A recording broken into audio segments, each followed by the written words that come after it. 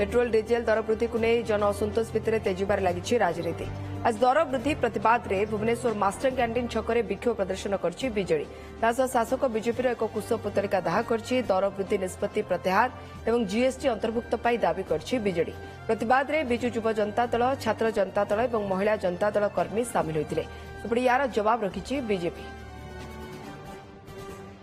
GST लागू करा जिवो, पेट्रोल और डीजेल को जीएसटी अंतर्भुक्त कर दिया जिवो, ताले तार दाम अधा हे जिवो। वर्तमान डबल इंजिन सरकार अछि, असुविधा कोउठी अछि लागू करांतु। लोक माननकु एथुरु जो माने जो भली भाबरे सफर करूचंती तांकु एथुरु बंचांतु। तैल दर किछि परिमाण रे वृद्धि पाइछि, गोटे प्रकार तात्कालिक बोली कहा जाय पारे।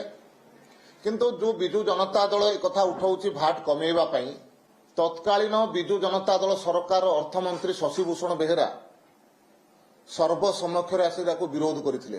केंद्र सरकार टैक्स कमेले ओडिशार कुआडे भाग कमी जिवो। निजर कारनामा को देखि समीक्षा कला परे ए प्रकार वक्तव्य देवा भावुछि ठीक हबो।